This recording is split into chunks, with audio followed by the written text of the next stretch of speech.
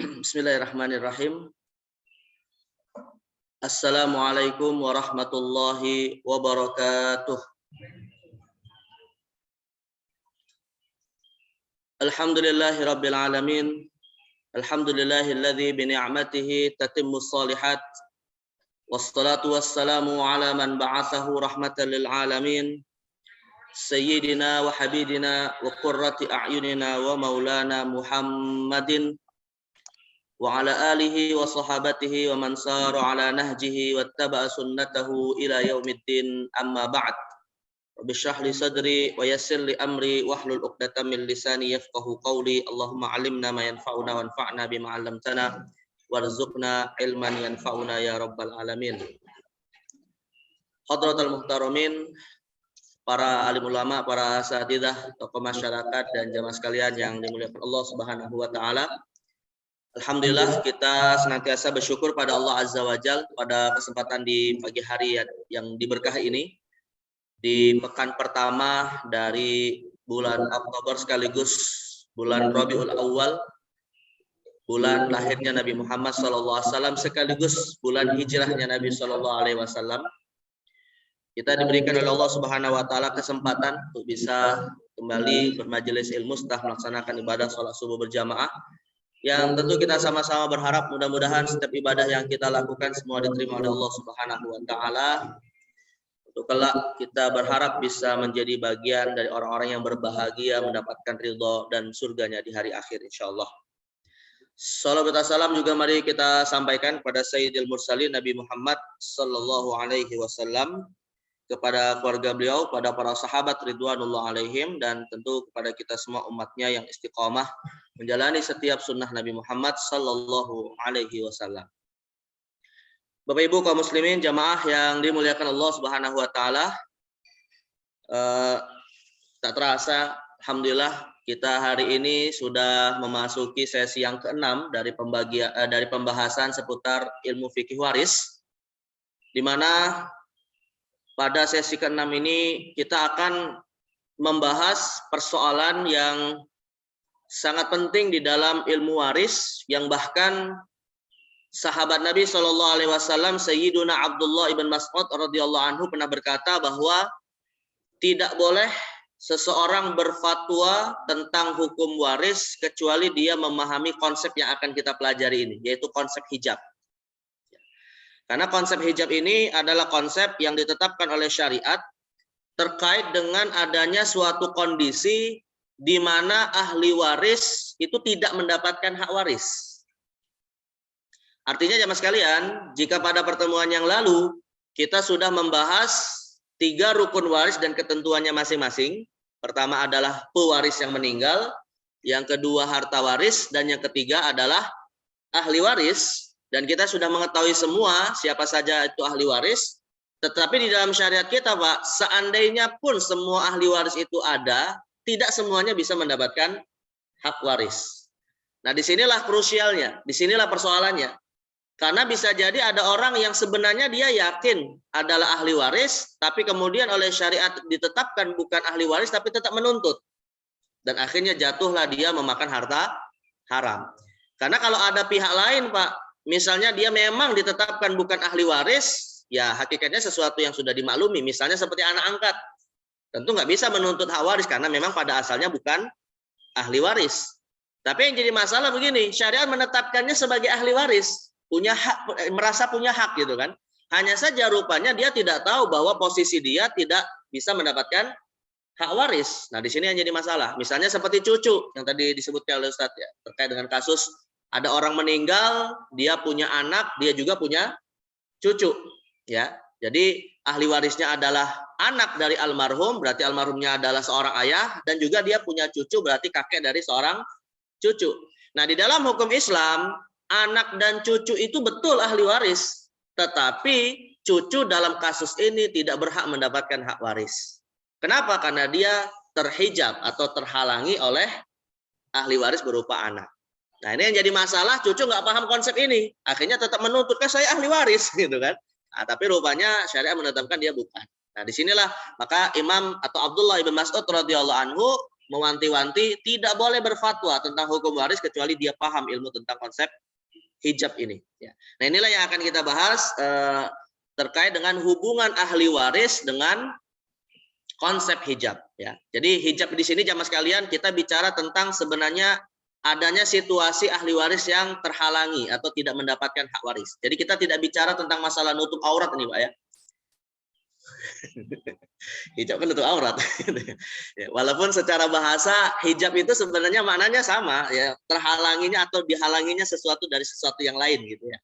Nah jadi ini konsep tentang saling menghalanginya sesama ahli waris. Tapi saya ingin mengingatkan dulu jamaah sekalian, ya apa yang sudah kita bahas pada pertemuan sebelumnya, mungkin ada sedikit yang lupa ya, bahwa di dalam hukum Islam ahli waris itu kan bisa kita bedakan menjadi dua.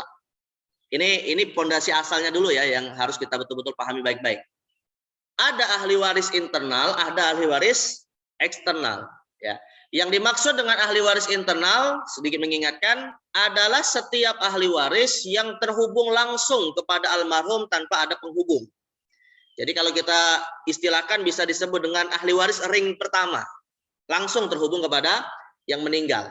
Ya, nah dalam hal ini ahli waris internal itu hanya 6 pihak saja. Yang ke bawah adalah anak laki-laki dan anak perempuan, yang ke atas adalah ayah dan ibu, dan yang didasarkan kepada pernikahan antara suami atau istri. Tapi kalau dari sisi jumlah nih jamaah sekalian, bisa saja orangnya lebih banyak daripada 6 pihak ini. Misal ya, almarhum punya anak, 1 anak laki-laki, 2 anak perempuan. Jumlahnya bisa berapa, Pak, Bu? Nggak ada batasan ya. Anak laki-lakinya nggak ada batasan, anak perempuannya nggak ada batasan. Pokoknya bisa lebih dari 1 orang ya. Almarhum juga punya pasangan. Nah, kalau suami bisanya berapa jumlahnya totalnya? Maksimalnya? Suami. Nggak mungkin seorang istri punya lebih dari 1 suami ya. Kalau beliau nggak boleh. Ya. Nah kalau almarhum seorang wanita meninggal punya suami maksimalnya 1 orang, ya. Tapi kalau almarhum ini adalah laki-laki, maka dia punya istri bisa lebih dari maksimalnya 4 orang. Ya. Jadi kalau anak tidak ada batasan, kalau suami hanya 1, kalau istri maksimal 4, ya. Dan kalau orang tua maksimal masing-masing 1 ya. Ayah 1, ibu 1, nggak mungkin lebih dari itu gitu ya. Nah jadi maka ahli waris ini hakikatnya yang tidak ada batasannya cuma di bawah saja ya. Tapi dari 6 pihak ini tadi jamaah sekalian memungkinkan untuk bisa ada semua kecuali antara suami dan istri ya. Almarhum meninggal bisa dia punya anak laki-laki, punya anak perempuan. Almarhum meninggal bisa punya ayah, punya ibu. Tapi kalau untuk pasangan ya tidak bisa, otomatis dua-duanya punya. Ya, nggak bisa almarhum punya suami sekaligus istri. Mungkin nggak? Mungkin nggak, Pak? Almarhum meninggal punya suami sekaligus istri. Mungkin nggak? Nggak mungkin ya. Nggak mungkin. Ya, maka salah satunya. Ya, jadi kalau ke atas mungkin dua-duanya, yaitu orang tua, atau ke bawah mungkin dua-duanya anak laki-laki perempuan, tapi ke samping tidak mungkin suami dan istri sekaligus. Maka maksimal ahli waris internal ini paling tidak 5 pihak saja. Maksimal 5 pihak ya. Tapi jumlahnya bisa lebih dari 5 orang ya, khususnya untuk anak. Baik, ini pahami dulu jamaah sekalian karena ke-6 pihak ahli waris ini pasti dapat hak waris. Kenapa pasti dapat hak waris? Ya karena dia atau mereka tidak terhalangi oleh siapapun dari ahli waris yang lain ya. Nah, tetapi ada juga ahli waris yang posisinya melewati ke-6 pihak ini atau terhubung kepada almarhum oleh ke-6 pihak ini, khususnya terhubung oleh orang tua dan anak ya. Nah, ahli waris yang terhubung oleh ahli waris internal ini kita sebut ahli waris eksternal. Nah, dari sisi jumlahnya itu bisa sampai 16 pihak. Dan dari sisi posisi bisa kita bagi menjadi 3. Ada ke atas, ada ke bawah, ada ke samping. Ya. Kalau ke atas adalah kakek nenek dari jalur ayah, lalu kemudian nenek dari jalur ibu. Kakek nenek dari jalur ayah, nenek dari jalur ibu. Ya. Lalu kemudian yang ke bawah adalah cucu laki-laki, cucu perempuan dari jalur anak laki-laki. Tapi kalau untuk dari anak perempuan bukan ahli waris.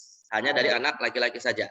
Nah, sedangkan kalau yang di samping, jamaah sekalian, yang di samping hafalkan saja 4 hubungan saja. Saudara, anak saudara atau keponakan, lalu paman dan sepupu.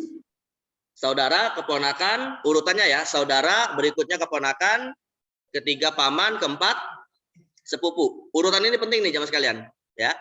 Nah, tapi tidak semuanya ahli waris, karena saudara yang ahli waris ada 3. Ada saudara sekandung, mau perempuan ataupun laki-laki, ada saudara seayah, laki-laki dan perempuan, dan ada saudara seibu. Ya, nah saudara seibu tidak dibedakan mau laki-laki atau perempuan. Lalu kemudian keponakan atau anak dari saudara. Nah, kalau keponakan hanya keponakan laki-laki dari saudara laki-laki sekandung dan saudara laki-laki seayah. Adapun keponakan dari saudari perempuan atau saudara seibu bukan ahli waris. Ya. Keponakan perempuan secara mutlak bukan ahli waris, begitu juga keponakan dari saudara perempuan bukan ahli waris, begitu juga dengan keponakan dari saudara seibu, mutlak bukan ahli waris, mau laki-laki ataupun perempuan. Ya. Lalu kemudian ahli waris ke samping yang ketiga adalah paman. Nah, paman ini maksudnya adalah saudara dari ayah saja, tapi saudara dari ibu bukan ahli waris. Saudara dari ayah yang ahli waris hanya paman saja, adapun bibi bukan ahli waris. Dan paman ada 2, ada paman yang kakek neneknya sama atau paman sekandung, dan ada paman yang seayah beda ibu. Ya. Dan juga ahli waris yang terakhir sepupu, maksudnya anak laki-laki dari kedua jenis paman ini tadi. Ya, anak laki-laki atau sepupu laki-laki dari paman sekandung dan sepupu laki-laki dari paman seayah. Ya. Nah, inilah jamaah sekalian konstruksi ahli waris. Tapi yang menjadi pertanyaan, Pak, Bu, seandainya semuanya ada orang meninggal, semua kerabatnya ada nih. Ya, ada orang meninggal, dia punya anak, punya cucu juga, punya orang tua juga, punya pasangan jelasnya, kemudian punya saudara, keponakan, paman dan sepupu, semuanya ada nih ya. Apakah semuanya dapat hak waris? Hah? Jawabannya tidak. Bagaimana kok ada yang tidak dapat hak waris? Karena kita akan belajar konsep hijab. Ada ahli waris terjauh akan dihalangi haknya oleh ahli waris terdekat. Nah, ahli waris yang paling kuat jamaah sekalian, dari sekian ahli waris ini, kalau seandainya ada yang mau hitung-hitungan hak waris, lihat, almarhum itu punya nggak anak laki-laki atau ayah yang masih hidup? Kalau ada, sudah, maka semua yang di samping nggak dapat warisan. Ya, saudara, keponakan, paman, dan sepupu semua nggak akan dapat warisan. Tapi yang jadi persoalan, kalau seandainya ada yang meninggal, dia punya hanya anak perempuan. Nah, baru harus ditelusuri. Ya, saudaranya siapa, dan seterusnya. Ya, maka beruntunglah yang punya anak laki-laki. Selesai urusannya hanya dengan mereka saja. Tapi yang punya anak perempuan berharaplah bisa punya anak laki-laki. Ya. Nah, ini kenapa saya ingatkan seperti ini sekalian. Kalau kita punya anak perempuan, berarti kita harus memperhatikan saudara kita, sebab mereka punya hak atas harta waris yang kita nanti tinggalkan. Jangan sampai kemudian anak kita memakan harta yang haram tanpa dia ketahui bahwa di situ ada hak dari pamannya misalnya. Ya. Kalau ini anak perempuan, ya. Tapi saudara yang meninggal, ya saudara dari almarhum, bukan saudara dari, ya kalau ini anak statusnya, ya saudara dari almarhum, ya mau. Tapi saudara pun nanti dilihat, ya mau dia laki-laki perempuan nanti ada ketentuannya juga. Ya. Nah, jadi intinya sekali lagi seluruh ahli waris yang ada ini pada dasarnya tidak semuanya dapat hak waris. Ya. Baik, sekarang kita baru masuk ya. Bagaimana sih konsep hijab itu sendiri di dalam hukum waris? Kalau dari sisi gambarannya sudah cukup jelas ya jamaah sekalian, hijab itu apa ya? Jadi ada ahli waris yang terhalangi haknya. Tetapi saya ingin memberikan teorinya secara lebih luas ya. Dan kalau dari sisi istilah jamaah sekalian, kalau dari sisi istilah, ahli waris yang terhalangi hak warisnya namanya disebut mahjub. Ya, seperti cucu yang terhalangi oleh anak, maka kita sebut mahjub. Sedangkan yang menghalangi anak misalnya, menghalangi cucu, namanya disebut hajib. Jadi yang menghalangi disebut hajib, yang terhalangi disebut mahjub. Di mana hajib menghalangi mahjub, namanya disebut hijab. Nah, ini dari sisi istilahnya nih ya. Jadi kita paham istilahnya ya. Jadi hijab itu adalah ketika hajib menghijab mahjub ya. Hijab ketika hajib menghijab mahjub. Bisa dihafal, Pak? Ini hijab nih. Ini namanya hijab ya? Itu hajib. Hajib. Yang menghalangi hajib. Terus yang mahjub tadi yang ditutup ini. Kepala kita itu mahjub. Nah, ketika hajib menghalangi mahjub disebut hijab. Nah, jadi sedang melakukan hijab, istilahnya begitu. Baik, jelas ya jemaah sekalian ya konsepnya ya. Nah, sekarang kita masuk teorinya. Sekarang teorinya apa? Nah, ini biar kita bertabaruk dengan pernyataan-pernyataan para ulama, kita bahas dulu jamaah sekalian definisinya ya. Nah, para ulama kita dalam kitab Al-Mawsu'atul Fiqhiyah Al-Kuwaitiyah mendefinisikan konsep hijab seperti ini.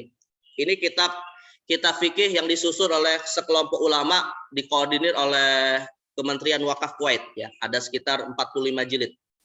Nah, di dalam kitab ini disebutkan definisi hijab di dalam bab waris. Man'u man qama bihi sababul irthi minal irthi bil kulliyati au min awfari hadzaini. Jadi yang namanya hijab itu adalah hal-hal yang dapat menggugurkan hak dari ahli waris untuk menerima waris. Ya, jadi kondisi di mana ahli waris tergugurkan hak warisnya. Tetapi jamaah sekalian, hak warisnya ini ada dua kemungkinan, bisa gugur seluruhnya atau bisa gugur sebagiannya. Contoh kalau gugur seluruhnya, misalnya seperti cucu yang gugur seluruh hak warisnya kalau ada anak. Tapi ada juga jamaah sekalian, ahli waris yang gugur sebagiannya, misalnya seperti suami. Suami itu kalau istrinya meninggal, hak warisnya setengah. Tapi kalau si istri punya anak, maka hak warisnya berkurang menjadi 1/4. Berarti berapa yang dikurangi? Setengahnya. Ya, dari 1/2 menjadi 1/4 berarti terhalangi setengahnya. Itu pun disebut hijab sebenarnya. Jadi hijab itu tidak selalu 100% terhalangi ya, tapi sebagian harta warisnya juga terhalangi atau hak warisnya terhalangi, itu juga disebut hijab. Nah, istilahnya apa? Nanti akan kita sebutkan. Nah, sebelum masuk kepada istilahnya ya, apa dalilnya sekarang jamaah sekalian? Apa dalil kok ada ahli waris yang bisa terhalangi? Dasarnya adalah hadis riwayat Imam Bukhari di mana Nabi Shallallahu alaihi wasallam bersabda, "Al-hiqul fara'idha bi ahliha, fama baqiya fali aula rajulin dzakarin." Kata Nabi Shallallahu alaihi wasallam, bagikanlah harta waris itu kepada yang berhak. Maksudnya berdasarkan ketentuan Al-Qur'an. Misalnya seperti istri yang bisa dapat 1/4 atau 1/8. Dan kalau masih ada yang tersisa, maka berikan kepada ahli waris laki-laki yang paling utama. Jadi misalnya begini sekalian, ada orang meninggal, dia punya istri, punya anak laki-laki, punya saudara laki-laki, ya, punya keponakan laki-laki. Maka istri diberikan dulu haknya berdasarkan ketentuan Al-Quran. Di mana istri kalau almarhum punya anak, dia dapat 1/8. Berarti kalau 1/8 ini jemaah sekalian masih ada sisanya nggak? Nah, sisanya berapa? 7/8. Tapi almarhum ini punya ahli waris laki-laki. Ada 3. Pertama anak laki-laki, 2 saudara laki-laki, ketiga keponakan laki-laki. Semuanya laki-laki. Maka Rasulullah katakan, kalau masih ada tersisa, berikan semuanya kepada yang paling dekat hubungannya kepada almarhum. Nah, maka antara anak laki-laki, saudara, dan keponakan, mana yang paling dekat hubungannya kepada almarhum?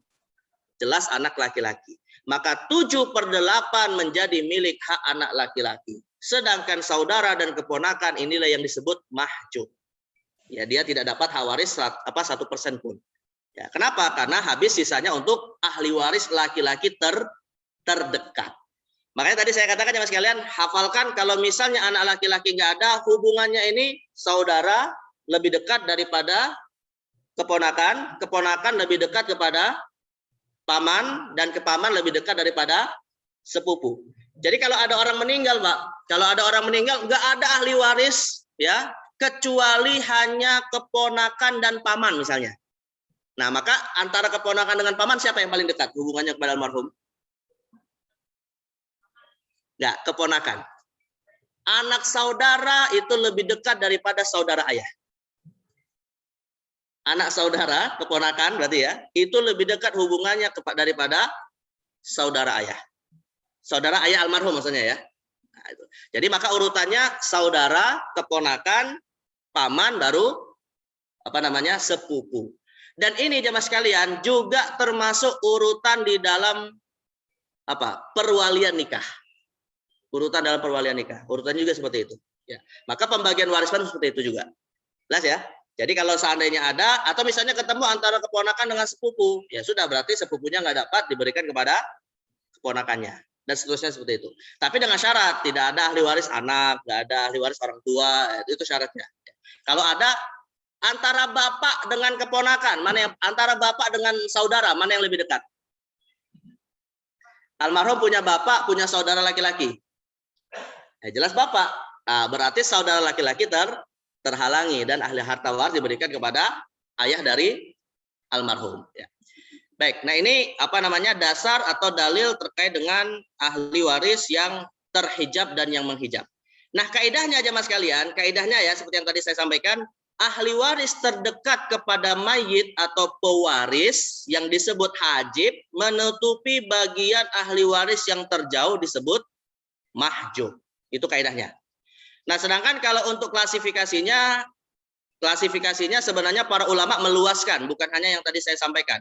Jadi hijab itu jamaah sekalian dibagi oleh para ulama menjadi dua. Pertama ada hijab hirman, kedua ada hijab nukson. Hijab hirman itu maksudnya adalah terhalanginya hak waris 100% tidak mendapatkan hak waris. Ya, tapi kalau hijab nukson dia dapat hak waris tapi terkurangi. Namanya disebut hijab nukson. Jadi hirman 100% nggak dapat seperti cucu tadi. Tapi nukson itu dikurangi seperti suami dari seperdua menjadi seperempat. Ya.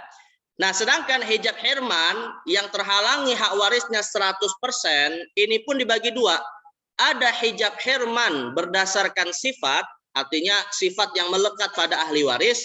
Ada hijab hirman yang disebut syaksi, dia terhalangi oleh pihak ahli waris yang lain. Nah, kalau hijab hirman wasfi atau sifat jamaah sekalian, ini yang kemarin sudah kita bahas terkait dengan 3 hal yang bisa menghalangi seseorang mendapatkan hak waris. Ya, yaitu kalau si ahli waris berstatus sebagai orang kafir ketika pewarisnya meninggal, atau kalau dia membunuh si pewaris, ya, misalnya anak membunuh bapaknya maka anaknya nggak dapat warisan, atau dia berstatus sebagai budak. Nah, kalau untuk hijab hirman wasfi atau penghalang yang didasarkan kepada sifat satu di antara 3 sifat ini jamaah sekalian berlaku kepada seluruh ahli waris. Bisa anak, bisa suami, bisa orang tua. Yang penting dia tadi apakah kafir atau membunuh pewaris atau berstatus sebagai budak. Tapi kalau hijab yang kita sedang bahas ini jamaah sekalian, yang dia di mana ada ahli waris yang terdekat menghalangi ahli waris yang terjauh, istilahnya disebut hijab hirman syakhsi. Maksudnya adalah orang ya yang menghalangi ahli waris yang lain. Maka di sini kaidahnya adalah ahli waris eksternal ring kedua, ketiga dan seterusnya akan dihijab oleh ahli waris yang terdekat. Ya. Sampai sini masih garisnya masih ketemu? Masih ya. Belum bingung ya. Jangan bingung dulu ya. Ini baru konsep ini ya. Nah, ini belum slow ya. Makanya saya berusaha untuk slow nih. Kalau coba menerangkan berapa haknya. Ya, nanti ada contohnya insyaallah ya. Jadi ini konsepnya dulu nih ya. Baik, kemudian hijab nukson ya Mas kalian. Nah, kalau hijab nukson tadi apa? Nah, berkurang ya, hak warisnya berkurang. Nah, kalau hijab nukson ini hanya berlaku tadi hubungannya antara ahli waris internal dengan ahli waris eksternal. Jadi tidak ada kaitan dia statusnya kafir atau membunuh atau nggak ada kaitan ya. Ini artinya hubungannya antara sesama ahli waris. Yang mana hijab nukson ini jamaah sekalian ada 4 konsep. Ada 4 konsep. Pertama, hak waris yang berkurang dari 1/2 menjadi 1/4. Ya, begitu juga ada hak waris dari 1/4 menjadi 1/8 atau 1/3 menjadi 1/6 atau 2/3 menjadi 1/2 atau 1/6. Karena saya pernah sampaikan, hafalkan 6 angka pecahan ya, sebagai ketentuan dasar di dalam Al-Quran. 6 angka pecahan dalam Al-Quran. Pertama yang paling besar 2/3, sulusani. Yang kedua adalah 1/2. Yang ketiga 1/3. Yang keempat 1/4. Yang kelima 1/6. Dan yang keenam 1/8. Nah, ke-6 angka ini jamaah sekalian bisa berubah, bisa berpindah-pindah seorang ahli waris. Seperti suami bisa dapat 1/2 dalam suatu kondisi, tapi bisa berkurang menjadi 1/4. Seorang ibu awalnya 1/3 bisa jadi 1/6. Seorang anak perempuan kalau lebih dari satu orang dari 2/3 bisa menjadi 1/2. Nah, dan seterusnya. Jadi dia bisa berubah, tapi apa ya faktor yang menyebabkan dia berubah hak warisnya? Karena ada ahli waris lain. Nah, itu yang jadi persoalannya, Pak. Makanya di sini memang kalau kita bicara hukum waris yang lebih sulit itu di sini, belajar waris itu. Ya, kita harus tahu ini ahli warisnya siapa, haknya berapa, tapi dia dilihat dengan hubungannya ahli waris yang lain. Karena nanti terhubung dengan ahli waris yang lain akan bisa berubah ketentuan hak warisnya. Nah, kalau sudah ditetapkan berapa, nanti ketika hitungan hartanya mudah, nggak sulit. Tapi yang jadi persoalan ketika menetapkan berapa persentase yang dia dapatkan. Nah, ini yang jadi masalah ya. Baik, jadi maka nanti saya akan coba berikan beberapa kasus ya biar lebih terbiasa nanti cara mengetahui kaidah-kaidah ini. Suami berapa? Suami asalnya yang paling besar, suami itu tidak akan lebih dari 1/2 hak warisnya. 1/2 ya. 1/2, tidak akan lebih dari 1/2.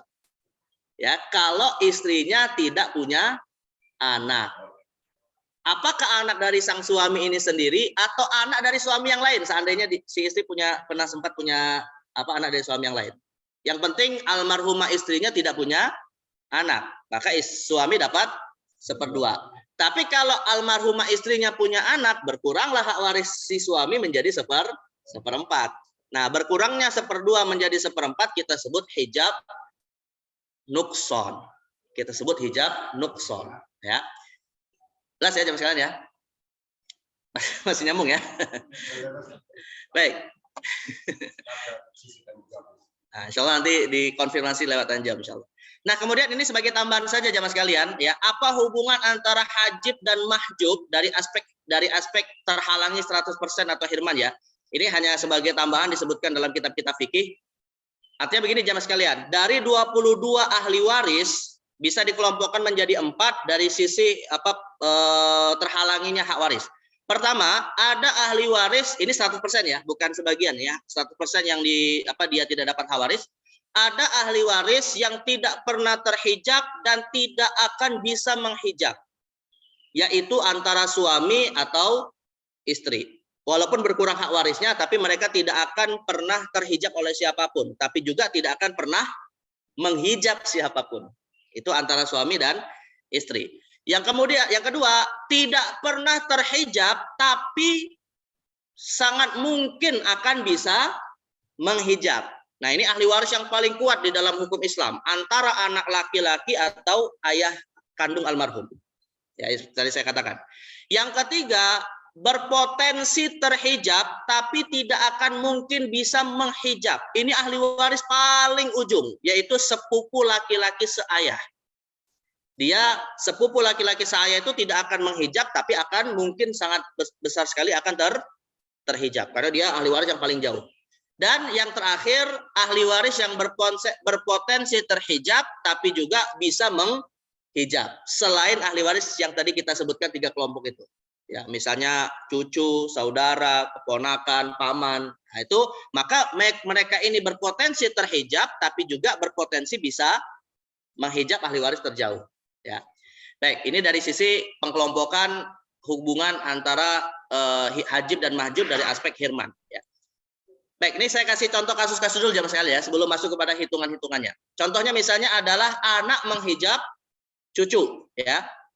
Almarhum misalnya punya anak, lalu kemudian anaknya ini juga punya anak lagi, berarti cucu dari almarhum. Maka dalam kasus seperti ini, si cucu nggak dapat warisan. Kenapa? Karena terhalangi oleh anak. Tapi kalau kemudian anaknya meninggal sebelum almarhum kakeknya meninggal, barulah cucunya bisa dapat hak waris. Ya. Tapi catatannya juga jamaah sekalian, cucu yang terhalangi ini tidak mesti cucu langsung yang terhubung kepada anak dari almarhum. Bisa juga cucu dari ya, anak yang lain.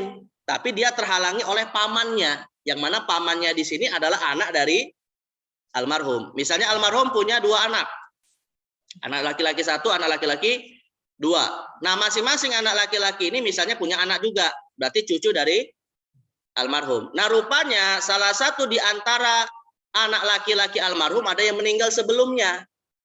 Ya, maka cucu dari anak laki-laki yang meninggal sebelumnya ini dapat hak waris atau juga masih terhijab? Masih terhijab. Tapi oleh siapa? Nah, oleh bapaknya atau oleh pamannya? Oleh pamannya. Yang mana pamannya ini adalah anak laki-laki yang lain dari almarhum. Artinya jamaah sekalian, yang menghijab cucu tidak mesti bapaknya langsung. Tapi bisa juga adalah siapa?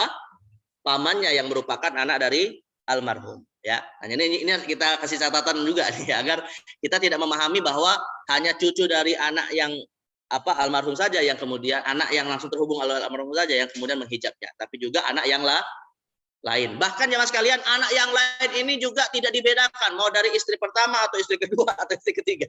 Yang penting cucu terhijab kalau almarhum masih punya anak dari istri yang manapun. Bisa ya? Baik. Ini untuk status cucu. Nah, sedangkan kalau untuk yang ke atas, almarhum misalnya punya kakek dan nenek. Ya, kakek nenek ini juga ahli waris pada dasarnya. Tapi kalau almarhum misalnya masih punya ayah, ya. Nah, ini tadi gambarnya. Nah, seperti ini.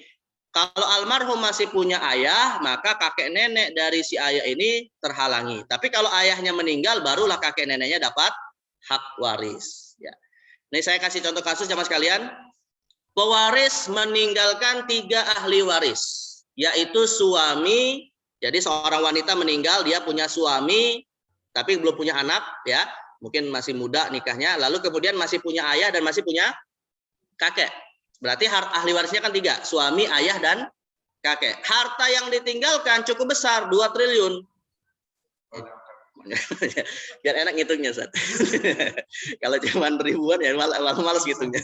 Susah ngitungnya. Malah yang banyak itu lebih mudah ngitungnya, Pak ya, daripada yang sedikit ya. Biar gampang.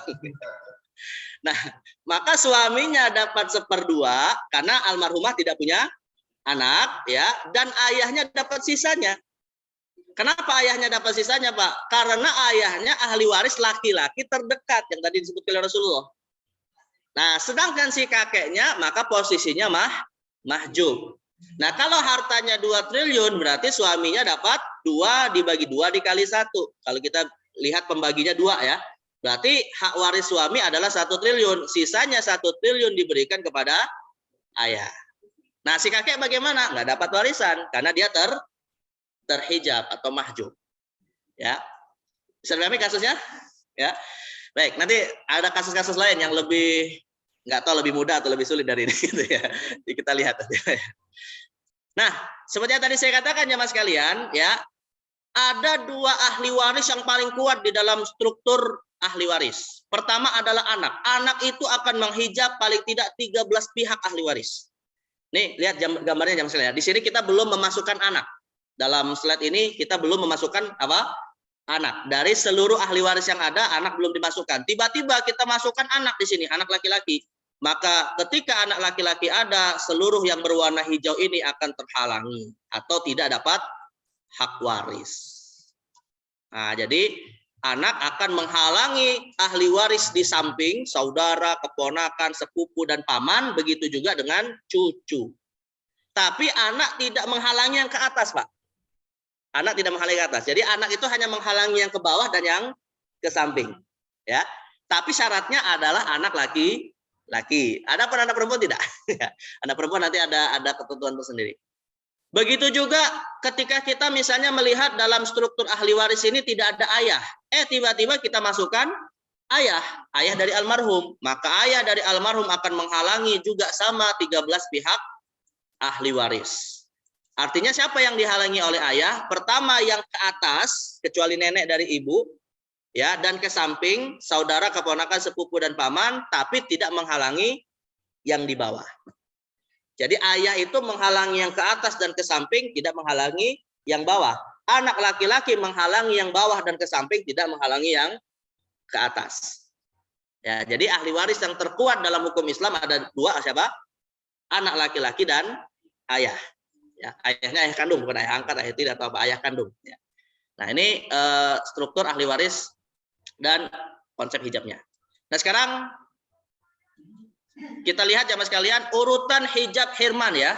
Yang tadi saya sebutkan ahli waris laki-laki, ini urutan yang paling lemah kepada yang paling kuat. Dari yang paling lemah kepada yang paling kuat. Yang paling lemah adalah sepupu laki-laki seayah.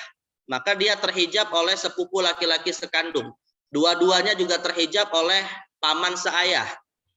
Ya, lalu ketiga orang ini atau ketiga pihak ini juga terhijab oleh paman sekandung. Lalu keempat pihak ini terhijab oleh keponakan laki-laki seayah. Lalu kelima pihak ini juga terhijab oleh keponakan laki-laki sekandung. Keenam pihak ini terhijab oleh saudara seayah. Ketujuh pihak ini terhalangi atau terhijab oleh ayahnya ayah, kakek, dan juga saudara sekandung. Dan mereka ini terhijab oleh ayah atau oleh termasuk cucu laki-laki. Dan yang terakhir ahli waris yang paling kuat adalah anak laki-laki. Nah, ini urutannya, maksudnya urutan hijabnya ya, sampai paling kuat ke atas. Ya. Baik. Nah, kemudian ya mas kalian, contoh kasus hijab hirman ya, yang terhalangi 100%. Ini kita belum melihat yang terhalangi hanya sebagian. Contoh lain ya. Almarhum meninggalkan 3 ahli waris, yaitu istri, anak laki-laki, dan saudara. Ya, istri masih hidup, anak laki-laki ada, dan saudara. Berarti meninggal siapa? Kalau istri, seperti pertanyaan Ustaz tadi, suami. Ya. Kalau anak laki-laki berarti meninggal siapa? Ayah. Kalau saudara berarti meninggal saudaranya. Kalau saudara berarti saudaranya. Ya. Nah. Istri, dan harta yang ditinggalkan 8 triliun. Langsung terkejut gitu. Kayaknya di sini bukannya biasa megang uang kayak gini.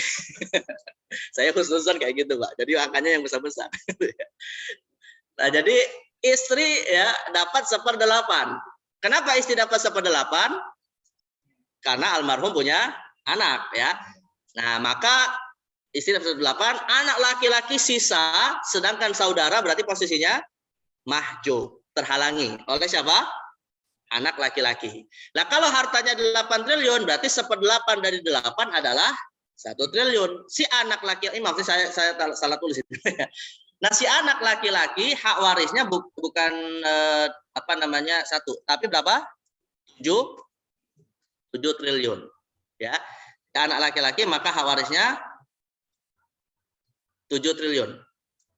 Apa? Karena sisa dari 8 diambil 1 adalah 7. Ya, itu bisa silakan kalau ada kesalahan dikoreksi, Pak. Yang benar adalah 7 ya, bukan itu sisa. Ya, sisa, maksudnya sisa. Jadi sisa untuk anak laki-laki adalah 7 triliun atau 7/8 ya. Baik, contoh yang lain ya. Nah, KPK itu sebenarnya ini istilah untuk dalam penghitungan desimal. Masih ingat nggak Pak kelas 5 SD? Bukan KPK ya? Bukan itu. Bukan komisi pemberantasan. Kalau itu KPK ya. Bukan. Ini pada khawatir ini nanti nggak mau belajar waris sih. Bukan. Ini bukan komisi pemberantasan korupsi ya. Maksudnya apa, Bas?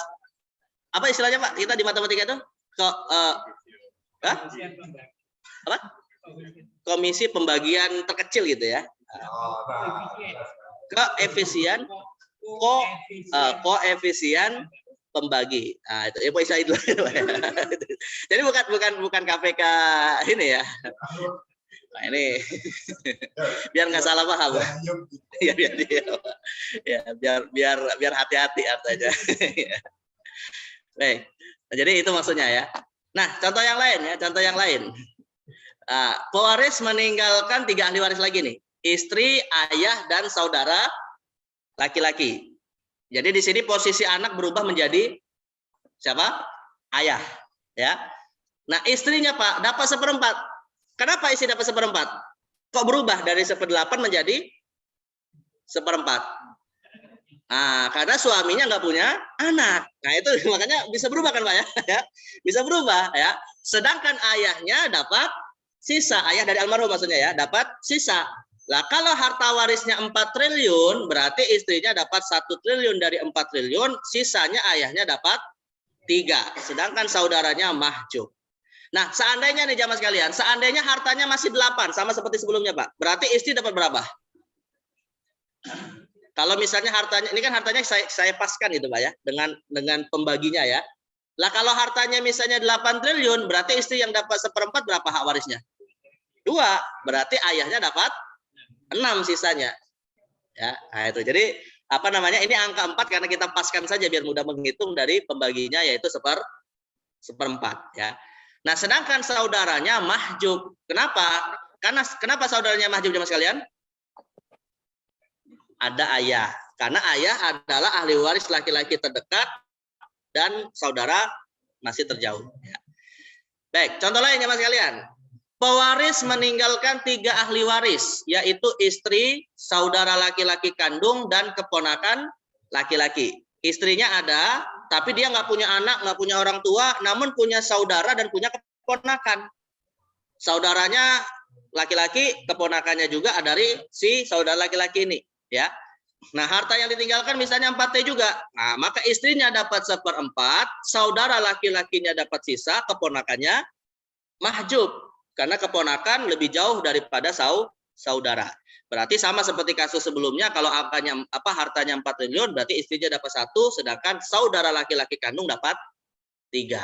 Nah, di sini ibu-ibu sebagai istri, kalau kasusnya seperti ini harus tahu hak dari saudara almarhum.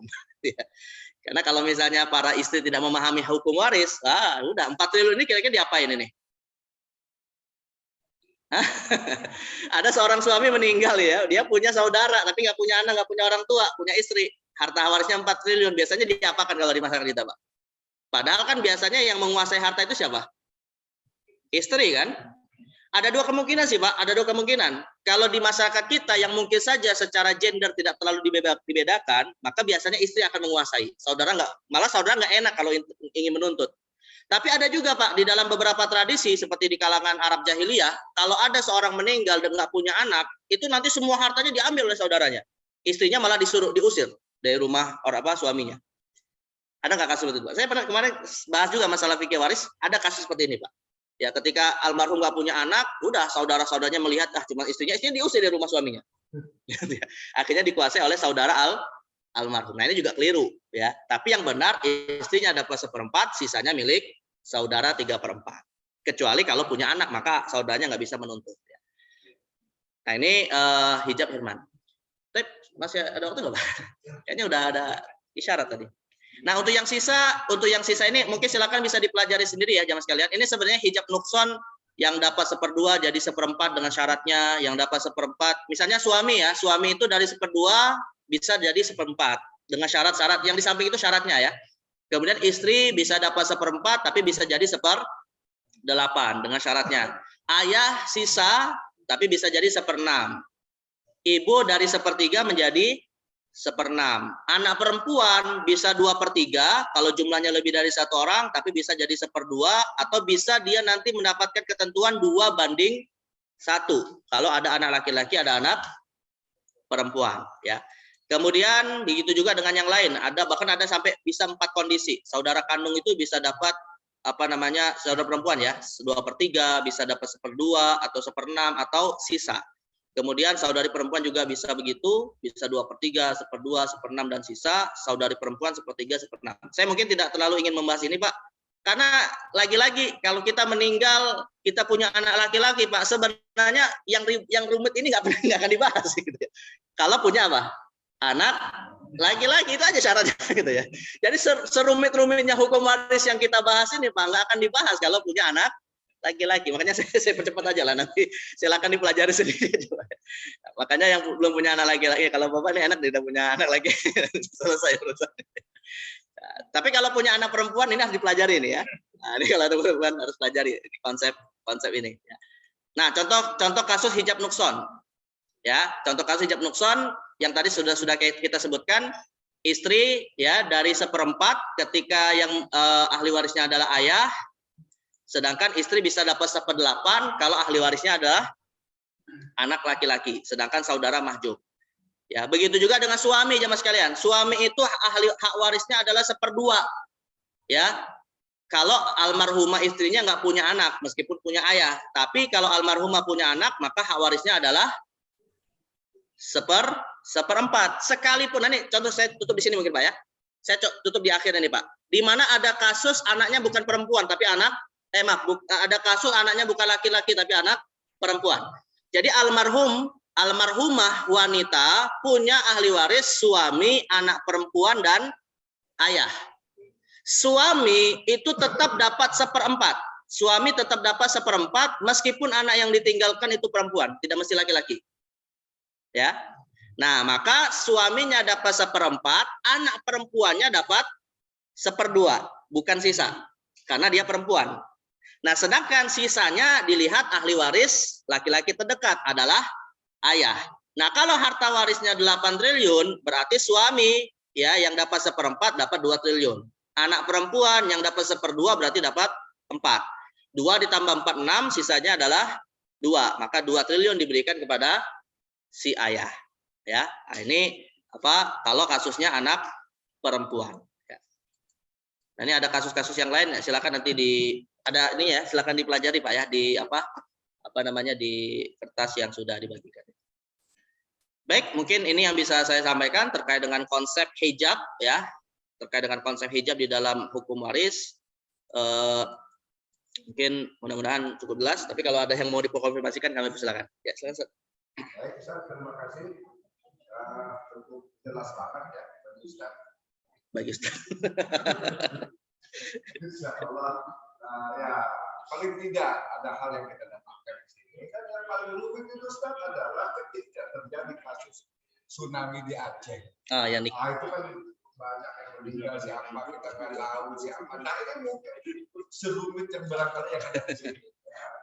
Itu terjadi merupakan masalah dan itu memang banyak sekali yang mencari Ustaz keluar dari masalah ini. Baik, Bapak dan Ibu sekalian, jadi kalau kita sudah punya anak selesai, gitu ya. Yang laki-laki. Yang laki-laki, punya anak laki-laki, selesai ya, tidak ada persoalan. Kalau ada anak perempuan, ya paling tidak juga ada rezekinya kan yang lain. Ya. Gitu. Jadi semuanya ada hikmahnya. Ya. Dan kita juga banyak jamaah kita, Ustaz, yang barangkali pas persis dengan kasus yang ada di sini.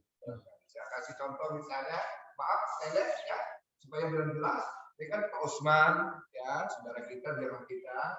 Kemudian ada istri, ada anak, ada cucu kan ya, jelas ya. Ya. Jadi sampai di anak saja berdasarkan apa yang disampaikan dan istri, jadi ini juga dapat. Kita tahu berapa triliun dapat dari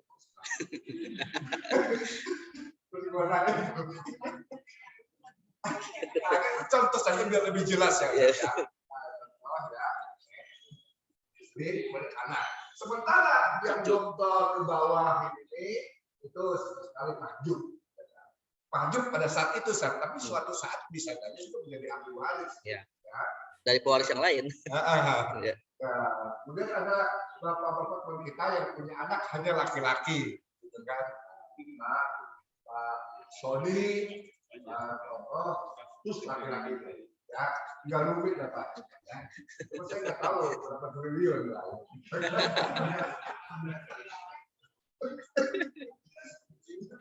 Oke, Pak, silakan. Mungkin barangkali ada yang ingin disampaikan. Ya, oke, silakan Pak Anju. Assalamualaikum. Halo.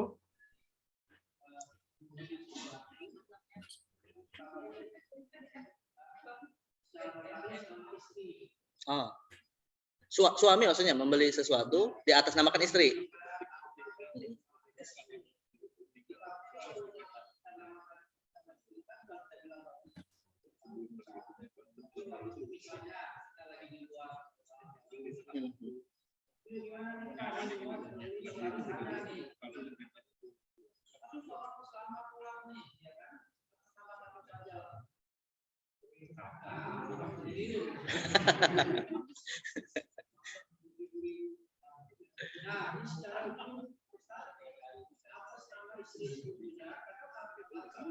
Ya, ya.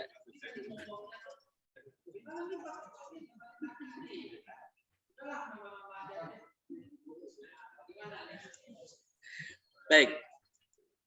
Langsung jawab, Pak ya. Pertama begini, Pak. Kalau suami yang membeli tadi, suami di sini ya yang membeli, lalu kemudian diatasnamakan kepada istri secara legal formal di atas surat hitam putih. Dan kalau seandainya suaminya meninggal, itu istri akan bisa mengklaim milik dia itu. Itu bukan harta waris, Pak. Istri bisa mengklaim itu milik dia dari sejak suaminya masih hidup, bukan harta waris. Kenapa? Karena secara pembuktian memang atas nama istri. Kecuali begini, Pak, kecuali, dan saya tidak tahu di dalam hukum notaris kita seperti apa, kecuali kalau suami kemudian menjadikan itu sekedar formalitas, ada surat lain sebagai penjelas dari pengatasnamaan tadi. Ya, artinya tapi saya nggak tahu, Pak ya, secara sistem mungkinkah dalam sistem ya, mungkinkah ada surat diatasnamakan istri misalnya, tetapi sebenarnya itu hanya sekedar formalitas, namun tetap harus ada surat lain sebagai tambahan yang menjelaskan formalitas itu, gitu ya. Nah, kalau seandainya itu ada, maka seandainya nanti suaminya meninggal, ya sudah, berarti itu jadi harta waris, ya. Karena sebenarnya kan yang menjadi tujuan adalah maksud dari yang mengucapkan. Walaupun yang jadi persoalan bertentangan dengan apa yang ada di suratnya. Nah, tapi yang jadi masalah begini, Pak, kalau yang membelinya masih hidup kan bisa dikonfirmasi. Tapi kalau yang membelinya sudah meninggal, gimana konfirmasinya kalau itu hanya sekedar formalitas? Kan nggak bisa. Nah, maka dalam konteks ini sebenarnya tinggal tergantung kepada kejujuran istrinya. Nah, kalau istrinya misalnya mengklaim enggak dulu punya saya ini, ya udah selesai. Anak-anak nggak bisa menuntut karena atas nama siapa? Istrinya atau ibunya dalam hal ini gitu ya. Tapi kalau seandainya istrinya jujur, sebenarnya dulu sih belinya cuma formalitas aja karena untuk atas nama. Alhamdulillah kalau istrinya jujur. Maka dalam hal ini dia bisa saja kemudian menjadi harta waris. Mungkin begitu, Mbak ya? Ya. Ibu dulu, kita kasih. Ibu, ada yang ditanyakan? Ya. Usman, barangkali ditanya. Simpan di mana? Oke, silakan kasih kesempatan kepada ibu-ibu. Ya.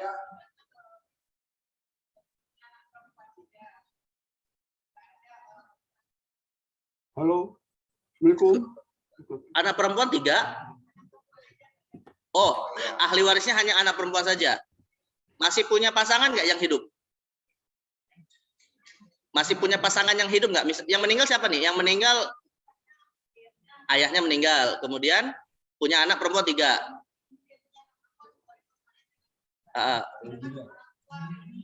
Orang tua nggak ada. Istri ada nggak? Masih ada istri? Istri yang meninggal. Oh, ibu sebagai istri. Suami meninggal.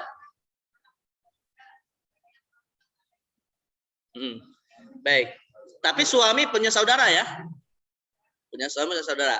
Nah, maka kalau kita bicara hukum warisnya, Bu, dalam kasus ini berarti istri yang masih hidup, istri almarhum itu dapat 1/8, anak perempuannya yang lebih dari 1 orang itu dapat 2/3. Ya, 1/8 ditambah 2/3, hitung-hitungan matematikanya masih sisa. Karena kalau 2/3 ditambah 1/8, pembaginya itu 24. Karena gini, angka yang bisa dibagi terkecil antara 8 dengan 3 kan 24. Ya, 24, berarti harta yang ditinggalkan anggaplah dibagi menjadi 24. Maka istri dapat hak waris 3/24. Sedangkan 3 anak perempuan tadi dibagi sama rata dapat hak waris 16/24. Nah, 16/24 ditambah 3/24, 19/24. Sisanya masih ada 5/24. Nah, 5/24 itu menjadi hak waris saudara almarhum. Tapi kalau misalnya ibu khawatir, kan anaknya perempuan, suami masih hidup misalnya ya. Misalnya Bu, ini seperti yang pernah saya cerita dulu, ada kasus seperti ibu juga, seperti kasus ibu ini, tapi ini orang tuanya, suaminya masih hidup nih.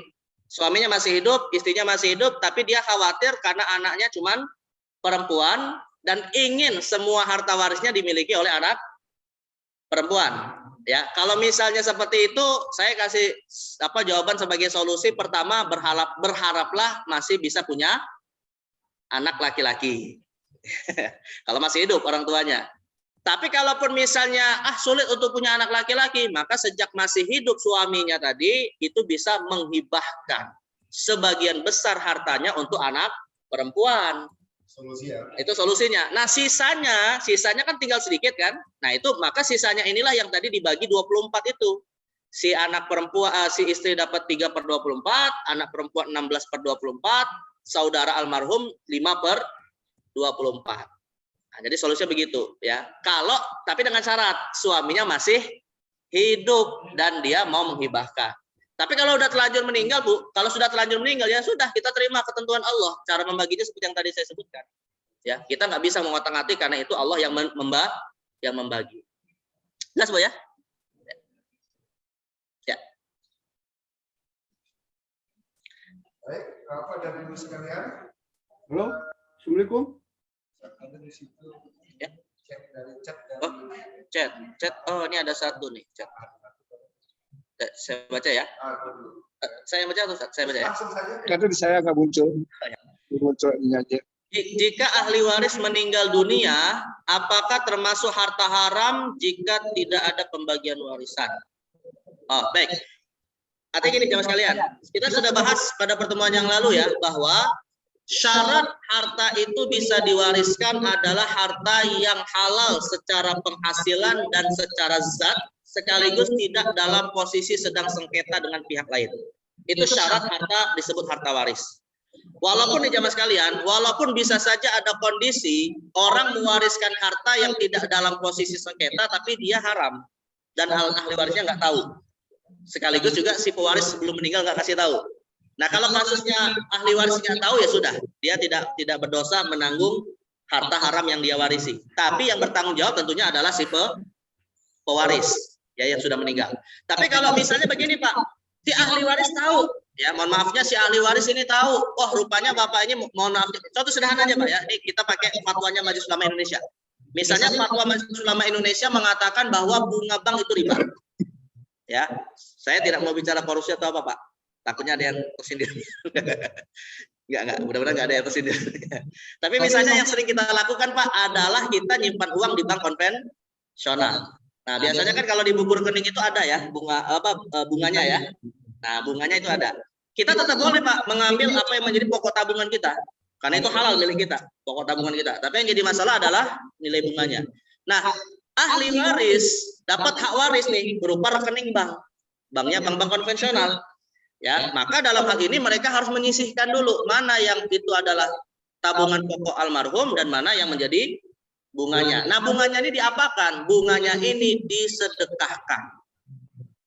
Bunganya disedekahkan. Disedekahkan kemana? Untuk kebutuhan sosial saja. Nah, kalau untuk fasilitas masjid, jangan untuk pembangunan masjid, tapi bisa untuk toiletnya misalnya, atau untuk pengarangan masjid, tempat parkir. Nah, itu silakan. Ya, atau untuk yang lain, fasilitas sosial yang lain. Ya, tapi tidak bisa diwariskan. Dan juga tidak bisa atau tidak boleh diserahkan kepada bank lagi.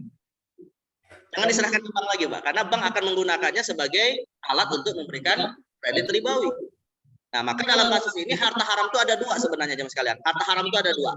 Pertama adalah harta haram yang pemiliknya memang ada, misalnya hasil curian. Ya, maka untuk pemilik yang ada hasil curian ini bukan disedekahkan tapi dikembalikan ya kepada yang punya. Ya. Dan yang kedua adalah harta haram yang didapatkan tapi tidak ada pemiliknya. Misalnya seperti bunga bank. Atau mohon maafnya misalnya adalah hasil dari prostitusi. Ya jangan diberikan lagi sama laki-laki hidung belangnya. Ya, menjadi milik si wanita yang berzina. Tapi kalau dia ingin taubat, sedekahkan saja karena itu harta haram. Ya, nah jadi maka kalau seperti bunga bank tadi tidak bisa diwariskan, namun disedekahkan. Ya, dan sedekahnya ini pokoknya, nah ketika harta ini disedekahkan Pak, misalnya ya sedekahnya, oh saya mau sedekah kepada keluarga saya yang fakir. Saya punya keluarga misalnya fakir. Saya sedekahkan aja bunga bank ini kepada keluarga saya fakir. Maka saat saya sedekahkan Pak, si penerimanya memakan harta halal atau haram? Si penerimanya. Jawabannya memakan harta halal. Orang fakir yang menerima sedekah dari harta haram, selama itu hartanya bukan milik orang lain, itu menjadi halal bagi orang fakir. Ya, tapi tetap haram bagi yang bersedekah. Ya, apakah yang bersedekah dapat pahala? Wallahu a'lam, itu urusan dengan Allah, Pak. Yang pastinya itu cara dia bertaubat kepada Allah atas harta yang haram ini. Jelas ya? Nah, jadi ini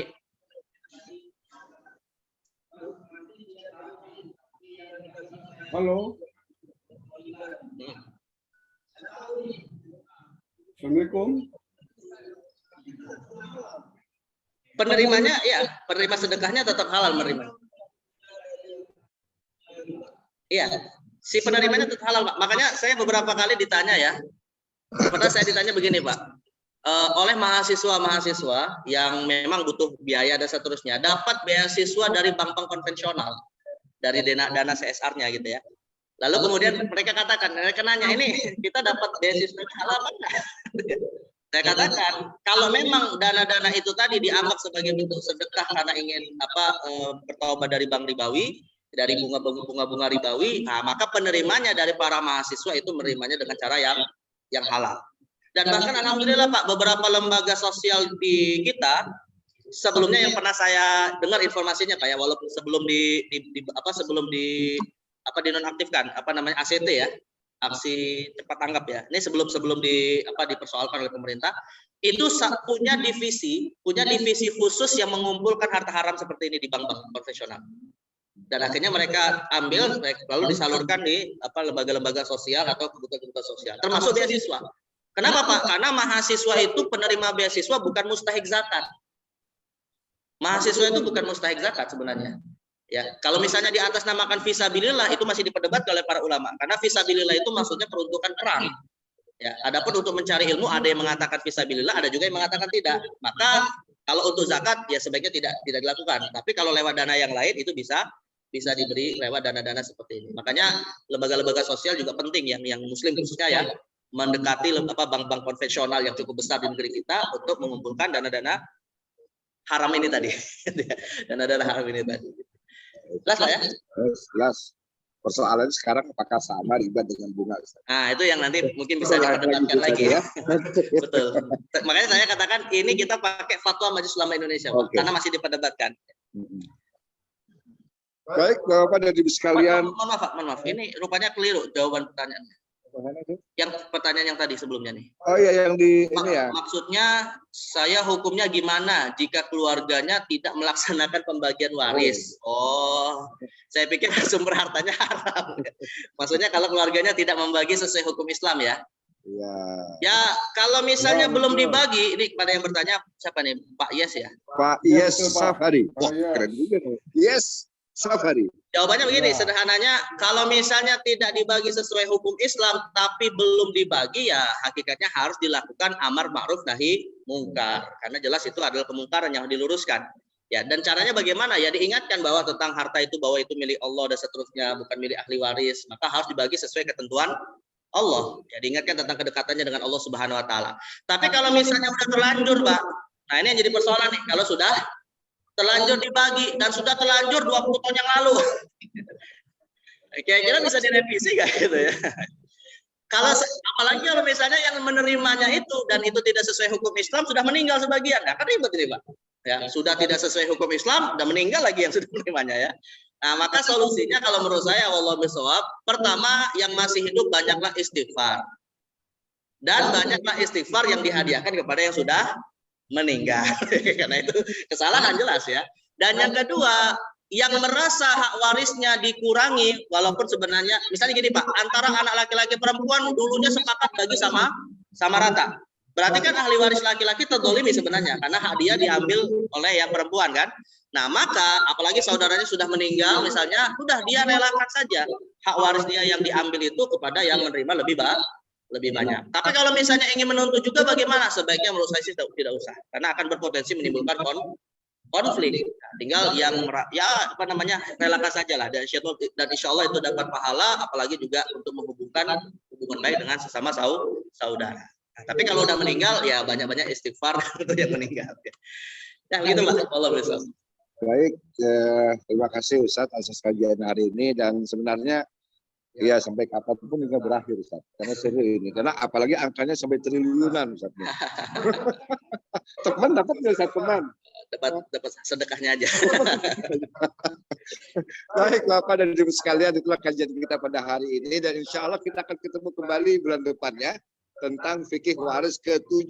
Karena kan lebih seru lagi, Ustaz. Ya. Tapi bagi Bapak dan Ibu-ibu, paling tidak pelajari kasus aja dulu. Khususnya yang ada bersama kita ya, walaupun dari satu ke yang lain tentu tidak sama, ya berbeda-beda. Tapi paling tidak kita sebagai orang tua pasti punya anak lah kira-kira begitu ya. Kita orang tua, persoalannya apakah kita punya ibu, punya bapak, atau punya cucu gitu kan? Itu aja. Kalau itu sudah ada, insya Allah tidak lagi rumit seperti ini ya. Ini kali saja bisa terjadi ya di keluarga lain ya. Tapi paling tidak inilah ilmunya yang tadi yang telah disampaikan. Baik Bapak dan Ibu sekalian, terima kasih atas kehadirannya, juga terima kasih Bapak-bapak dan Ibu yang ada di Zoom. Tidak ada satupun yang meninggalkan ruangan di Zoom itu. Ada saking tertariknya di Zoom. Meskipun demikian, pasti masih banyak yang ingin ditanyakan. Ya, baik. Akhir dari acara kita ini, mohon Ustaz dibacakan doa. Baik, mudah-mudahan apa yang kita bahas hari ini bermanfaat dan tujuannya sekali lagi adalah demi kita bisa menghadirkan keluarga yang baik di dunia terlebih di akhirat ya, dan tidak menjadikan harta ini sebagai fitnah atau sebagai ujian yang malah menjerumuskan kita nanti di akhirat. Mudah-mudahan Allah SWT menerima semua doa kita. A'udzubillahi samil alim minasyaitonir rajim. Bismillahirrahmanirrahim. Allahumma shalli wa sallim wa barik ala sayyidina Muhammadin sayyidil mursalin wa ala alihi wa sahbihi ajma'in. Hamdan na'imin, hamdan syakirin, hamdan yuwafi ni'amahu wa yukafi'u mazidah. Ya Rabbana lakal hamdu kama yanbaghi li jalali wajhikal karim wa 'azimi sultanik. Allahumma 'allimna ma yanfa'una wanfa'na bima 'allamtana warzuqna ilman yanfa'una ya rabbal alamin. Allahumma inna nas'aluka ilman nafi'a wa qalban khashi'a wa 'amalan mutaqabbala. Allahumma ighfir lana dhunubana wa liwalidayna warhamhuma kama rabbayana shighara wa li ajdadina wa jaddatina wa li ikhwanina wa akhwatina wa li azwajina wa auladina wa li asatizatina wa ustadzatina wa li jamil muslimina wal muslimat al ahya'i minhum wal amwat innaka ala kulli syai'in qaribun mujibud da'awat wa ya qadiyal hajat. Allahumma la tada dhanban fi maqamina hadha illa ghafartah wa la hamman illa farajtah wa la maridan illa syafaitah wa la hajatan min hawaijid dunya wal akhirah illa qadaitaha wa yassartaha ya dzal jalali wal ikram. Rabbana zalamna anfusana wa illam taghfir lana wa tarhamna lanakunanna minal khasirin. Rabbana atina fid dunya hasanah wa fil akhirati hasanah wa qina adzabannar. Wa sallallahu ala sayyidina Muhammadin nabiyil ummi wa ala alihi wa sahbihi wa baraka wasallam. Walhamdulillahi rabbil alamin.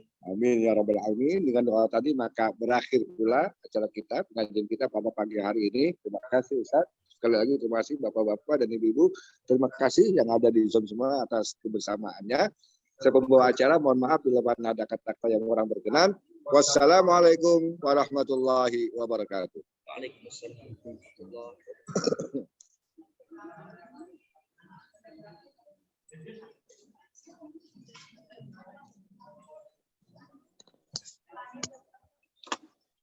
Ini kalau sampai selesai masih 3 pertemuan lagi. Sip.